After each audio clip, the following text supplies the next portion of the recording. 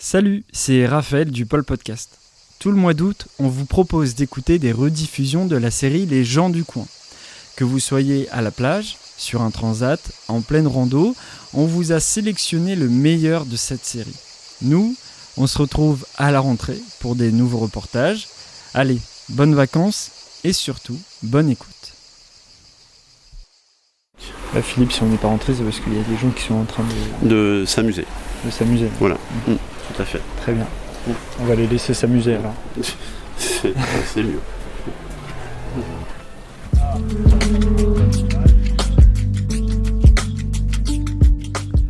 Je ne vais pas vous mentir, mais la visite guidée d'un sauna libertin avec des gens en train de copuler juste à côté de moi, j'étais pas hyper à l'aise. Mais c'était le but de ce reportage au Boudoir, situé dans la banlieue de Tours. Rencontrer Philippe, le gérant du lieu, et comprendre un lundi après-midi ce qui poussait ces femmes, ces hommes, ces couples à se déshabiller tous ensemble pour un moment de détente. Déconstruire les préjugés d'un endroit que je pensais peuplé d'hommes solitaires un peu bizarres. Bienvenue dans le podcast Les gens du coin. C'est ici. Ah bonjour. Bonjour. Bonjour Philippe, enchanté, Ouais. c'est Raphaël. Ouais. Vous allez bien ? Oui, toi, oui. Tiens, franchis la porte, je te récupère. Ok, super. J'ai trop d'hommes pour l'instant.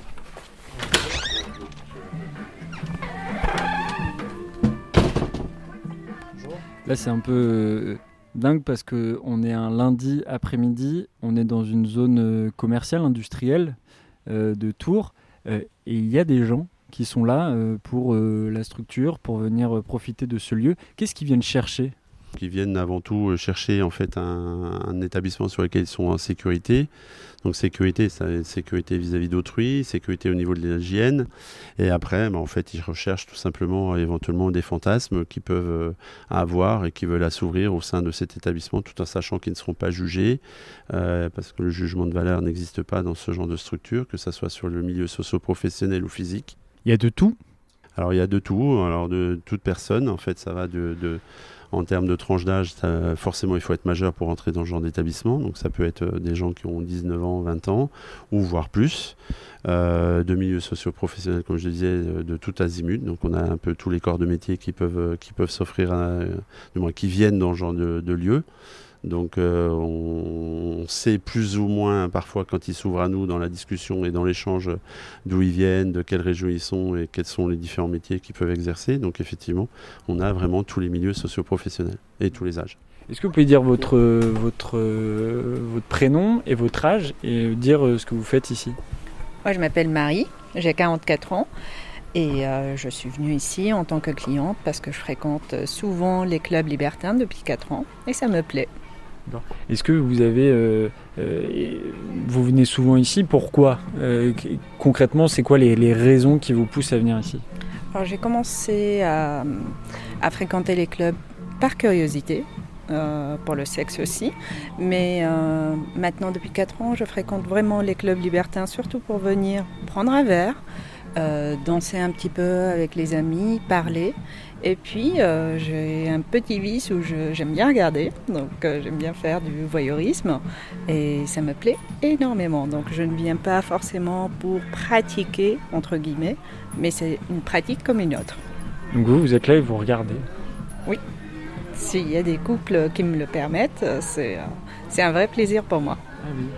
Et c'est marrant de pouvoir explorer comme ça chaque pan de la sexualité. J'imagine que ça doit vraiment changer par rapport à votre quotidien. Pour vous, c'est une parenthèse ici. Est-ce que vous pouvez la décrire pour les gens, les auditeurs et les auditrices qui pourraient s'imaginer ce que c'est, ce genre d'endroit ?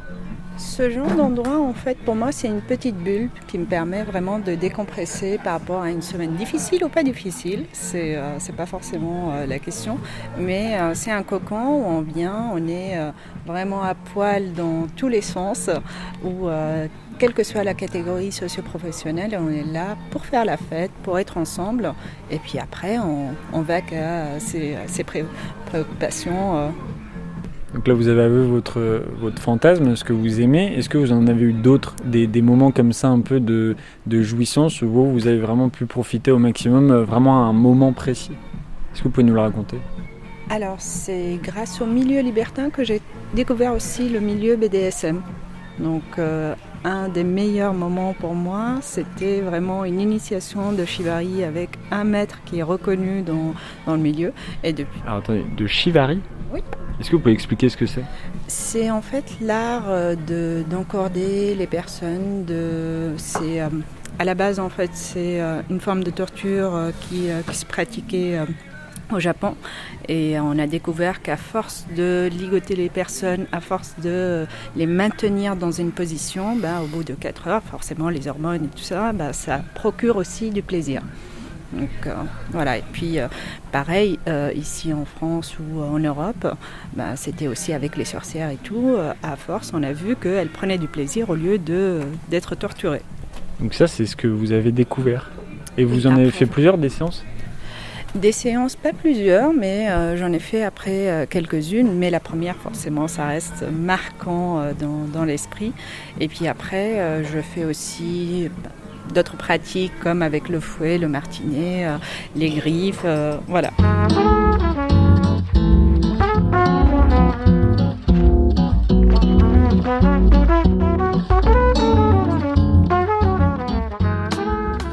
Totalement presque dans l'obscurité là. Oui, alors par contre, oui, ce que je n'ai pas dit, c'est qu'effectivement la majorité des établissements, en fait, on est toujours dans une lumière relativement tamisée et discrète pour créer une ambiance cocooning en fait. D'accord. Cet espace, c'est la particularité de ce lit-là, vous avez des menottes pour éventuellement s'ouvrir le fantasme d'entraver la personne, au même titre de la fameuse croix de Saint-André, comme on appelle. Ah oui, alors là, il y a une grosse croix. De mettre la personne, en fait, éventuellement de l'attacher, pour éventuellement s'ouvrir d'autres fantasmes qui rentrent en ligne de compte. Alors, je m'appelle Georges. Et en fait, dans le monde libertin, je suis Georges. Dans la vie de tous les jours, c'est un autre prénom. On fait bien la différence. Nous, on travaille beaucoup. Et donc ici, c'est la détente. C'est-à-dire, quand on vient ici, on se lâche, on détend, il y a la balnéo. Donc là, Georges, ce qu'il faut dire à nos auditeurs et à nos auditrices, c'est que vous êtes où vous êtes. Comment c'est en masculin, féminin, enfin comment je dois vous appeler? Ça n'a pas d'importance. Je suis les deux. Vous êtes toute nue devant moi, c'est quand même... Oui, mais comme je suis naturiste, moi je suis pas gênée. Peut-être que toi tu es gênée, mais pas moi. Voilà. Vous parlez d'un moment de liberté parce que une parenthèse un peu, parce que vous travaillez beaucoup. À quel point c'est important pour vous, à quel point c'est un échappatoire ici? Parce que c'est la récréation, hein. Si tu es tout le temps au boulot, tu fatigues quoi déjà. Donc moi la seule récréation que j'ai, je peux pas partir en vacances. Je suis jamais partie en vacances. Je peux m'absenter que 2 jours de mon travail. Donc on découche une nuit et c'est tout quoi. Au maximum on va découcher 2 nuits. Mais autrement, et on est au travail. Donc à un moment donné, tu peux pas faire que de travailler 24/24. Voilà. On rentre dans ce qu'on appelle un espace vidéo avec un canapé qui est mis à disposition et puis un espace un peu plus caché qui se trouve ici. Donc là, il y a un porno là. Exactement, oui. Alors après, sur les établissements, ça peut être un écran un peu plus important, comme ça peut être une télé, ce genre de choses. Et puis ensuite, on continue.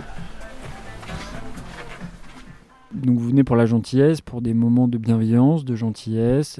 Est-ce que vous avez aussi assouvi des fantasmes ? Ici, c'est du sexe. Moi, je suis sportif comme mec. Donc ici, c'est du sexe pur. C'est-à-dire qu'à un moment donné, tu as de la gentillesse, mais c'est vraiment du sexe pur. C'est-à-dire qu'après, quand on est avec Chantal, il y a du sentiment. C'est complètement différent, tu vois. Donc quand vous êtes avec d'autres femmes, c'est pour que ça soit plus...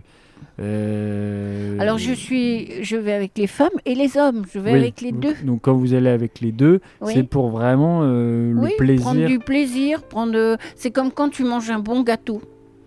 Tu vois, tu arrives ici, tu as l'impression de rentrer dans une boulangerie et la boulangerie, tout te fait envie. Mais tu manges pas tout. Mais par contre, quand ça se passe bien, ça se passe bien. Il y a des fois ça se passe bien, d'autres fois tu as moins d'envie, tu es plus fatigué, ça dépend. Tout est dans la douceur. Je peux être avec des vieux monsieur qui peuvent plus faire de sexe, mais qui caressent à merveille. Et ça me suffit, ça me va bien. C'est vraiment, le but, c'est de passer un bon moment tout le temps.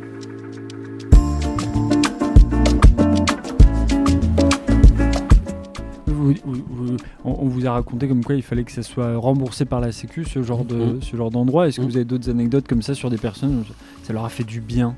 Qu'est-ce qu'on vous dit?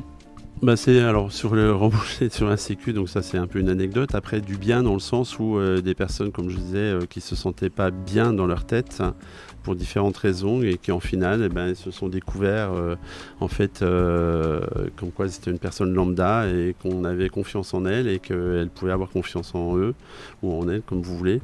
Et que de fait, dans la vie de tous les jours, ces personnes-là m'ont dit ça m'a fait un bien fou parce que maintenant, je suis capable de m'affirmer en me disant non, en disant je m'accepte comme je suis. Et dans la société que nous sommes un peu quand même malgré tout dans le jugement, en fait, je fais abnégation de cela et je suis comme je suis. Et justement, est-ce que vous avez des anecdotes très précises sur une personne là où vous pouvez dire alors après, moi, un habitué, par exemple, des clients, une habituée? Oui, alors moi j'ai une dame qui me disait, elle vient dans ce genre de lieu, elle adore danser. C'est une dame qui effectivement faisait les différents clubs par son métier. Elle était un peu itinérante en France et elle venait dans ce genre de lieu. Alors je parle notamment au niveau du Paradis, le samedi soir on est ambiance boîte de pas boîte de nuit mais animation musicale et scénique où une piste de danse est mise à disposition. Et cette personne en fait elle adore danser.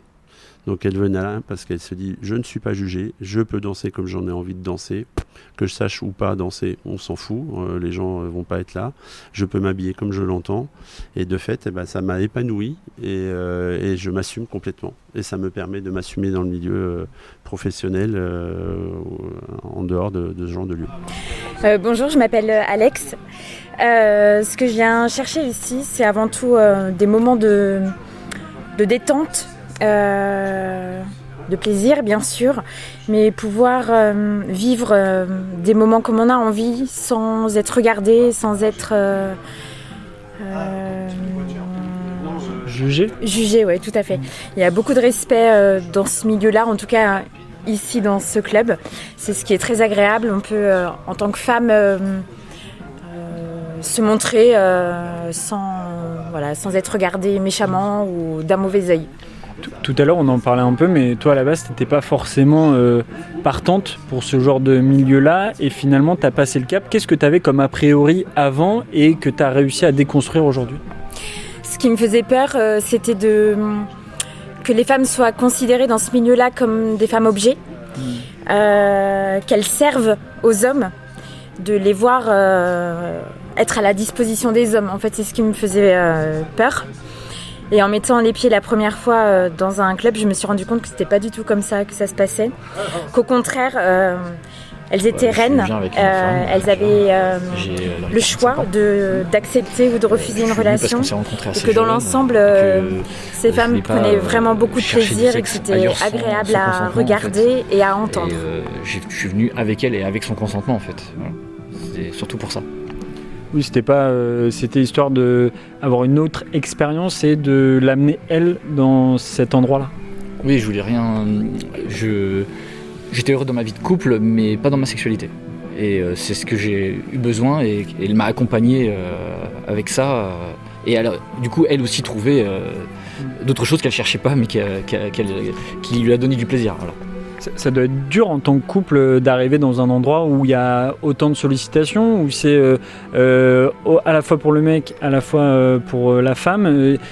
Comment on arrive à gérer ça quand on est un couple? On en parle, on en discute, j'imagine? On en discute beaucoup avant, mais on n'est pas si sollicité que ça en fait. Si on va pas forcément vers les autres ne viennent pas forcément vers nous. On n'est pas agressé, on n'est pas sursollicité.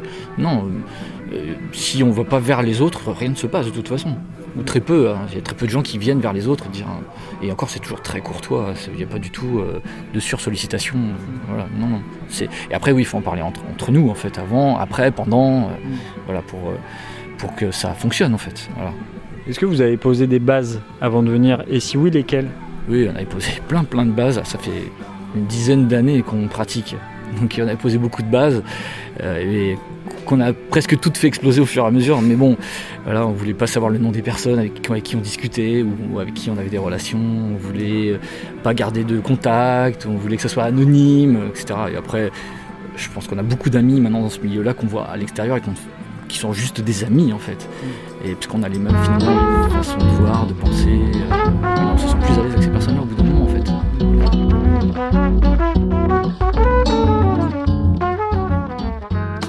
Merci à Philippe pour son accueil et pour sa gentillesse, et aussi pour m'avoir un peu ouvert l'esprit dans ce nouvel épisode.